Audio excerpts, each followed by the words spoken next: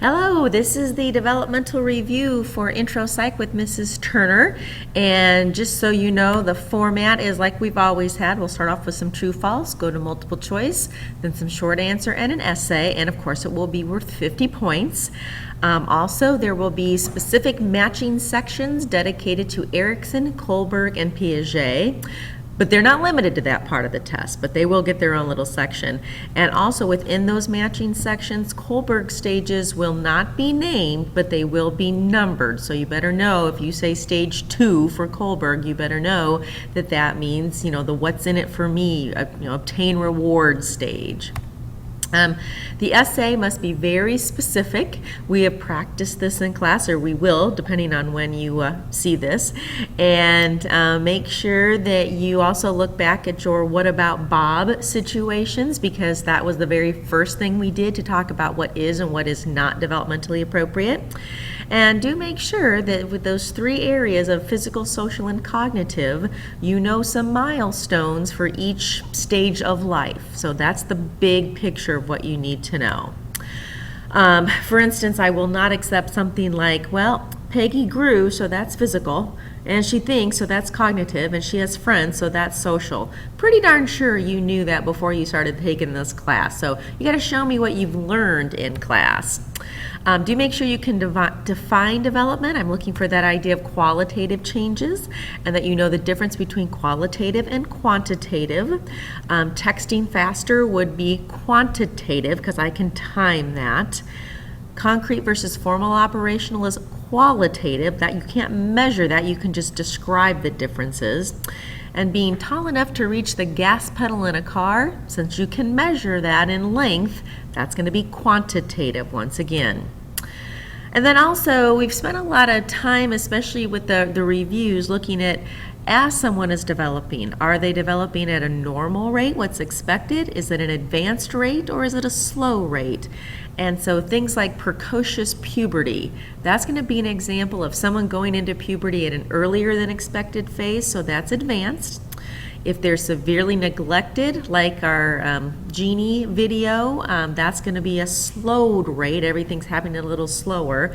And then don't forget the idea of sequence versus timing. The sequence is universal. We all sit up before we walk, but the timing is much more individualized. Does that happen when I'm 9 months, 1 year? When does that happen? Also, for developmentally appropriate, make sure when we talk about maturation, in this case, that's always referring to the physical side, the biological unfolding of things. That's probably back on binder page 2, I believe. Aging versus development, we spent a lot of time doing some free association with this. Really, other than our perception, there's no difference between these terms. It's just what we're used to associating with them. And as far as developmental periods go, again, this is way back from the beginning of the unit, but childhood, we lose our reflexes, we outgrow them, we don't need them anymore. It's definitely a time to build a foundation, to learn those basic skills. Make sure you look back at the idea of separation anxiety that was added to your binder but was not part of your reading, and we had an in-class discussion about how that relates to object permanence when we talked about cognitive development. For adolescents, do make sure that you have gone back, and I know you know what puberty is, but look at some of those specifics from the reading that you wrote down. For instance, primary versus secondary sexual characteristics.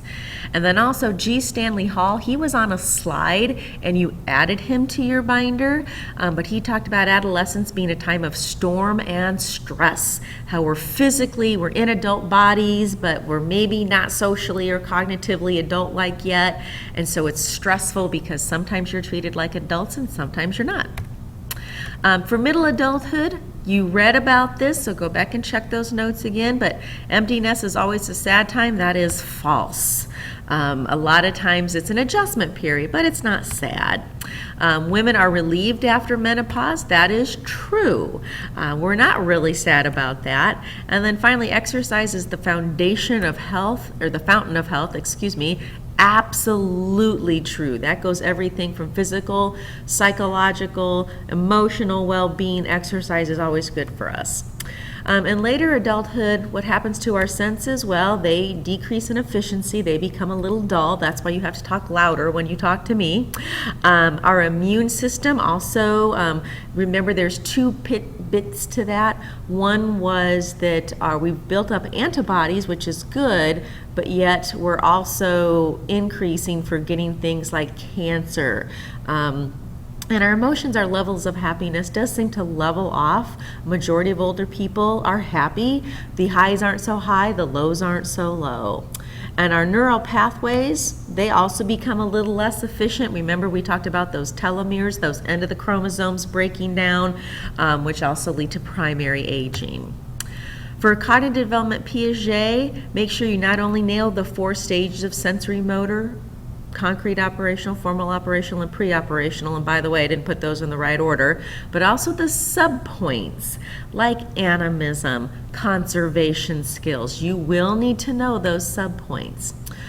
Here's an example. If a child has a schema for pet that's based around a goldfish and they receive a kitten, if they try to assimilate, that probably won't work out too well because they'll be trying to treat the kitten in a similar way, so they might put it in a fish bowl or put it underwater, but then they should try to accommodate how you take care of a pet. Kittens need to be fed differently and take care of in a different manner. Piaget egocentrism, what stage is that? That's going to be stage 2. And another application example, if Polly knew she could trick her sister by trading her 5 $1 bills for one $10 bill, Polly is definitely in at least the concrete operational stage if she's got them in front of her, and her sister's going to be in that pre-operational stage. She's lacking conservation skills. Kohlberg, he's not named in the test, so you do need to know his stages.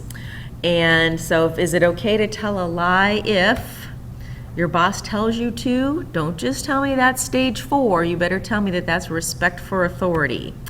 It's okay to lie if nobody finds out. Ooh, I don't want to get in trouble for that. That's stage 1, avoid punishment.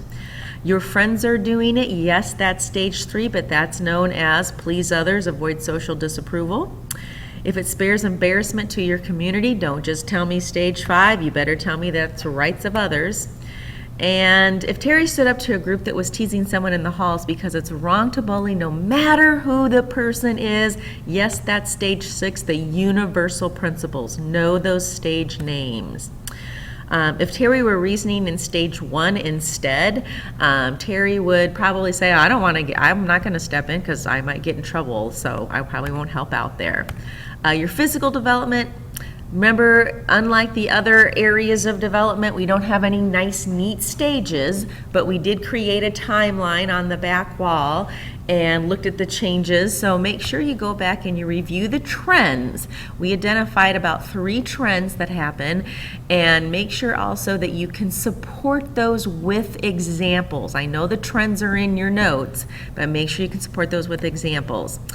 What can and cannot be controlled with aging? This comes from the longevity inventory that was done in class.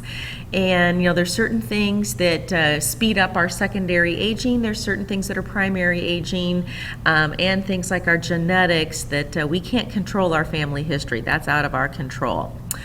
Don't forget to review primary, secondary, and tertiary aging. Those were terms I added to your binder, so know the difference between those.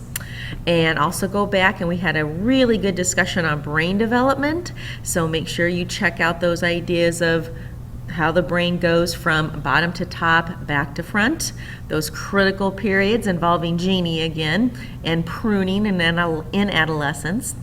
And the differences in the aging brain, long-term memory versus short-term memory, fluid versus crystallized intelligence. Review all of that.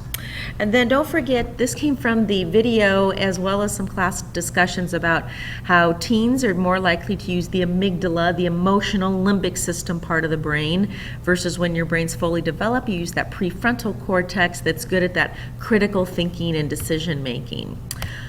Social theories, make sure that you've reviewed a little bit about friend selection and how your schema for friend and your qualitative changes for friend selection occurs. Review Erickson's psychosocial stages. Yes, those will be listed. They're named for you in the matching, but make sure you can apply those. And it's kind of nice to clump those by the lifespan. The first 3 stages are in childhood. The 4th stage is roughly equivalent to elementary school. 5th stage, roughly equivalent to middle school and high school. And then the last 3 stages are adulthood. So don't be giving me an adult that's way back there in stage 2, because I will not count that as being correct. So if your favorite grandchild is sitting on your lap and you're telling him life's best lessons, you better tell me that's stage 8, integrity versus despair, because you're looking back at your life. Daniel doesn't want to wear the pajamas his mother chose for him. Instead, he prefers last night's dirty pajamas. Now, that's going to be stage 3, initiative versus guilt, because Daniel is taking initiative over these surroundings. If he had talked about just putting on his pajamas, that would be stage 2, but that's not what we're talking about here. So this is stage 3. And if Martin's been successful and he provides business advice to other young people, he's being generous with his ideas. So that's that generativity versus stagnation, and that's stage 7. Oh, make sure that it's Erickson's view of these stages and not just the pedestrian use. And a couple miscellaneous things. Know, which stages are those. Definitely, like Piaget and Erickson, I can only go in one direction, but yet with Kohlberg, I can kind of go back and forth. Make sure you look at the last page of your binder to help you with this essay. It's pretty challenging.